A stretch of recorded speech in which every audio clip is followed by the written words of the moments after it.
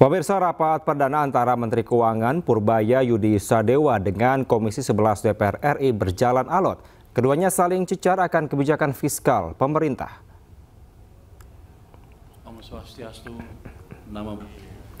Rapat perdana yang digelar pada Rabu pagi di DPR RI membahas alokasi anggaran untuk tahun 2026. DPR RI mempertanyakan langkah pemerintah untuk tingkatkan ekonomi Indonesia. Bahkan Ketua DPR RI Misbakun menyebut pertumbuhan ekonomi Vietnam yang di atas Indonesia. Sementara itu Menteri Keuangan Purbaya Yudi Sadewa mempertanyakan rapat antara DPR RI dengan Kemenq selama ini. Menurutnya DPR RI dan Menteri Keuangan sebelumnya seharusnya sudah membahas masalah fiskal dan moneter Indonesia dalam rapat yang digelar selama ini. Yang terhormat pimpinan. Kita menghadapi sebuah tekanan desain ekonomi kita saat ini, Pak. Kita menghadapi constraint mengenai pertumbuhan kita yang stagnan di 5%. Orang selalu membandingkan dengan Vietnam, walaupun itu sizing ekonomi dan sebagainya, dengan rasionalisasi yang kemudian kita mengatakan, oh kita nggak bisa dibandingkan dengan Vietnam. Tapi di tetangga kita, Vietnam bisa lebih dari 5, Filipina bisa lebih dari 5. Terus kemudian isu di luar isu surat utang menutup defisit itu, kita ada isu yang tidak kalah pentingnya, kenapa tingkat suku bunga negara selevel Indonesia itu tingkat suku bunganya masih di kisaran 6-7%. Dan itu kan memberikan tekanan di ruang fiskal yang tersendiri terhadap biaya bunga. Kita harus spending hampir 800 triliun untuk membiayai bunga kita yang jatuh tempo di tahun berjalan. Rasakan adalah yang kemarin demo itu karena tekanan berkepanjangan di ekonomi karena kesalahan kebijakan fiskal dan moneter sendiri yang sebetulnya kita kuasain. Yang jadi pertanyaan saya kan di sini Komisi 11 rapatnya dengan Menteri Keuangan berapa ratus hari dalam setahun. Kenapa tidak pernah mempertanyakan itu? Dan saya datang ke sini tiba-tiba, semuanya pertanyaan banyak sekali yang harusnya sudah putus pada waktu itu. Tapi nggak apa-apa. Jadi ke depan yang saya lakukan adalah memperbaiki itu sebelum merubah yang lain-lain. Struktural lain kita bisa rubah, tapi quick win-nya di situ. Saya akan balik kondisi yang memburukkan. Anda masih di Pemimpin Terakhir pemirsa, sejumlah nama muncul dalam bursa calon Menteri Pemuda dan Olahraga yang saat ini masih kosong. Nama tersebut mulai dari Raffi Ahmad hingga pembalap internasional Moreno Suprapto. Menteri Pemuda dan Olahraga. Siapa pengganti Dito Aryo Tejo untuk menjadi Menteri Pemuda dan Olahraga masih menjadi misteri. Namun sejumlah nama muncul untuk mengisi kekosongan Menpora di Kabinet Merah Putih. Yang pertama ada Raffi Ahmad. Saat ini Raffi menjabat sebagai utusan khusus Presiden bidang pembinaan generasi muda dan pekerja seni. Selain itu, Raffi sebagai pemilik klub Rans Nusantara. Calon Menpora lain yakni berasal dari Partai Golkar, Putri Komarudin. Saat ini Putri merupakan anggota Komisi 11 DPR RI.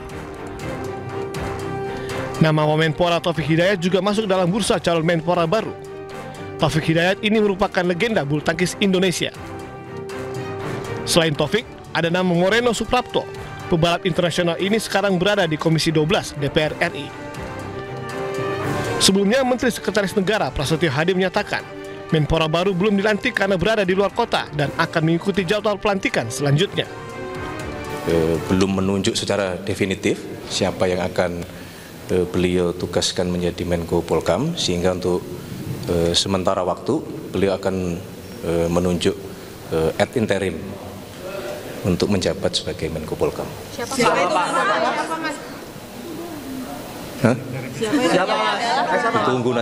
Tunggu nanti diumumkan. Tunggu dulu. Ininya kalau sebelum ditandatangani kan kita nggak berani menyampaikan itu. Yang kedua berkenaan dengan Menteri Pemuda dan Olahraga. Jadi pengganti Menteri Pemuda dan Olahraga kebetulan posisi sedang di luar kota sehingga tidak bisa mengikuti pelantikan pada sore hari ini.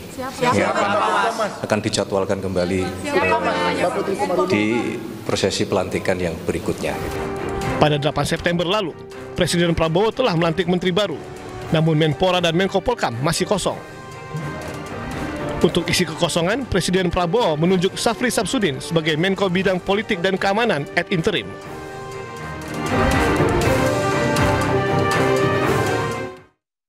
Keponakan Presiden Prabowo Subianto sekaligus Wakil Ketua Komisi 7 DPR RI Rahayu Saraswati mengundurkan diri sebagai anggota DPR. Juga mengusulkan kepada pemerintah untuk Rahayu menyampaikan permohonan maaf, juga terima kasih atas dukungan yang telah diberikan oleh konstituen di daerah pemilihan Jakarta Utara, Jakarta Barat hingga Kepulauan Seribu. Keponakan Presiden Prabowo Subianto ini mengungkapkan keputusannya untuk mundur dari DPR terkait pernyataannya dalam podcast Februari 2025 lalu. Podcast ini dipotong dan diviralkan pada Agustus lalu. Bicara tentang hiking, diving di Myanmar. Mulai dari kira-kira 2 minggu sebelum 17 Agustus, ada pernyataan saya dari sebuah podcast yang ditayangkan di YouTube pada tanggal 28 Februari 2025 atau 6 bulan yang lalu, yang dijadikan bahan untuk menyakiti hati rakyat. Podcast itu adalah on the record di Antara TV Indonesia dan berjudul Rahayu Saraswati Kupas Isu Perempuan hingga Kolaborasi Ekonomi Kreatif. Saya berbicara dengan pembawa acara selama 42 menit lebih tentang berbagai isu. Bagi masyarakat yang ingin mengetahui apa saja yang saya sampaikan secara menyeluruh, silahkan menonton agar mendapatkan konteks dari apa yang saya sampaikan. Kesalahan sepenuhnya ada di saya. Oleh sebab itu, melalui pesan ini, saya ucapkan permohonan maaf yang sebesar-besarnya atas ucapan dan kesalahan saya.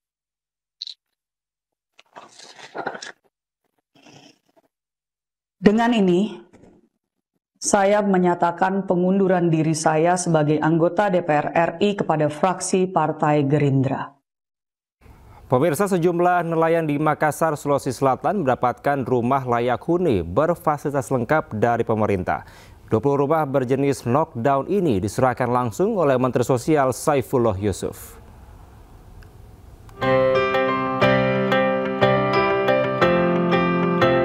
Menteri Sosial Saifullah Yusuf meresmikan rumah layak huni bagi keluarga nelayan dan warga miskin di Biringkanaya, Makassar, Sulawesi Selatan.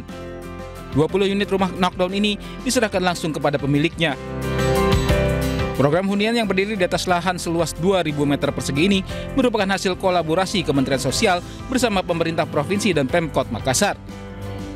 Setiap unit dilengkapi 2 kamar tidur, ruang tamu, dapur, toilet, serta fasilitas pendukung seperti kursi, kasur, listrik, air bersih, dan drainase. Ini hasil kerjasama antara Kementerian Sosial, pemerintah provinsi, dan pemerintah kota Makassar. Ini semua tentu kita jadikan satu model. Mudah-mudahan kalau nanti ini berhasil, kita akan bisa duplikasi dan perbanyak lagi, menjangkau lebih banyak lagi warga. Karena tadi hasil diskusi dengan Pak Gubernur, dengan Pak Wali Kota ini, masih banyak sebenarnya warga di kota Makassar ini yang berada di kawasan-kawasan kumuh. Selanjutnya, Mensos juga meninjau langsung pembangunan sekolah rakyat di wilayah ini. Dari Makassar, Sulawesi Selatan, Fadli Fado, iNews melaporkan.